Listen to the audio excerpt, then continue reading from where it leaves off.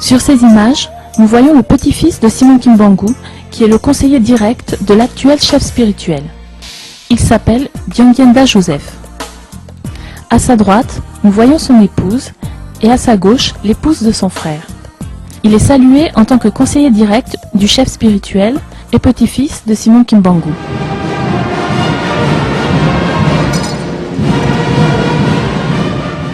Les mouchoirs sont balancés en son honneur.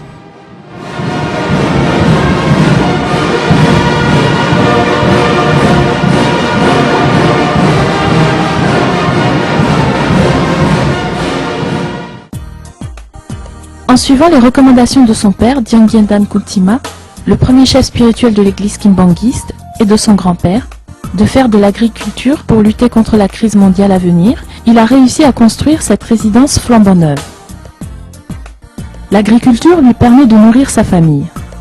Il donne une partie de ses récoltes au chef spirituel, ce qui lui permet de nourrir les visiteurs venant de loin. De temps en temps, sa femme l'accompagne au champ, comme nous pouvons le voir sur cette image où on les voit sortir d'une jeep avec des produits du champ.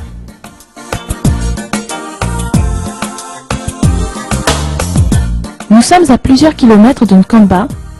Plus loin, nous voyons Diangienda Joseph, le petit-fils de Simon Kimbangu, surnommé Reagan, en train d'arroser son champ de plus de 50 hectares avec ses employés. Parfois, il se fait aider par des fidèles bénévoles. Il cultive du maïs, du manioc, du riz, des ananas, des légumes.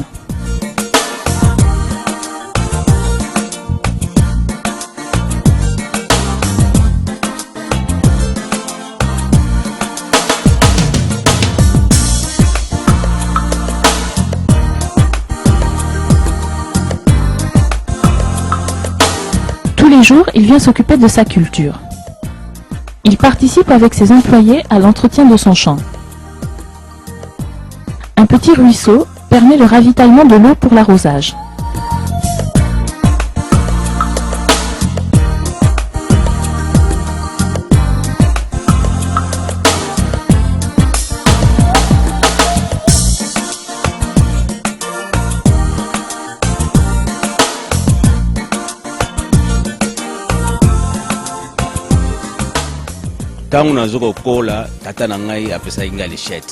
Lorsque je grandissais, mon père m'a donné une machette et il m'a dit « Tu pourras faire de bonnes cultures, bien plus que ceux qui ont été formés pour ça. » C'est pour cela que je me suis lancé dans ce travail de culture, de jardin, de champ.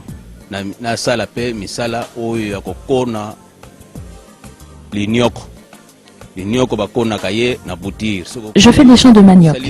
Pour le faire, il faut avoir des boutures et des plates-bandes pour bien organiser.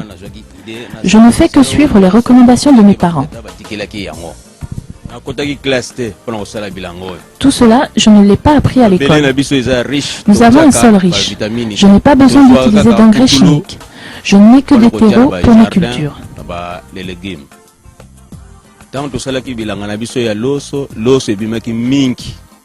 Lorsqu'on a fait un champ de riz, au final, nous en avons récolté beaucoup et de bonne qualité.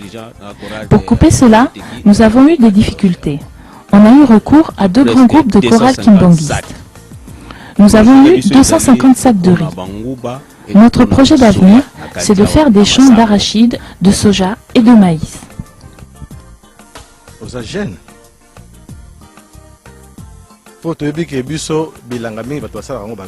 Mais tu es jeune.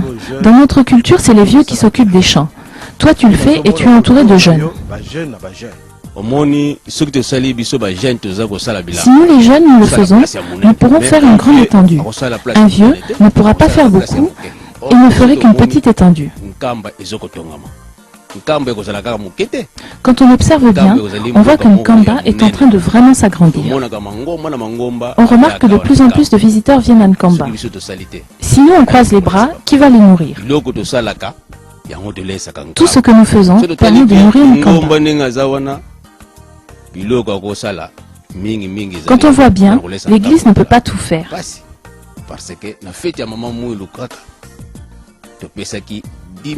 Vous savez, dans le jubilé de Maman Mwilou, nous avons donné 10 500 chikwan au chef spirituel.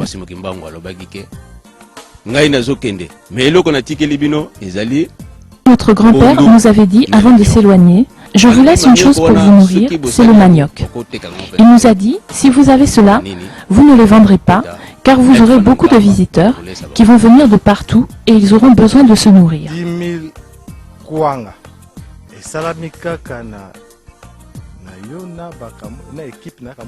Mais 10 500 chikwan, tu as fait ça avec ton groupe ou tu l'as acheté aussi ailleurs?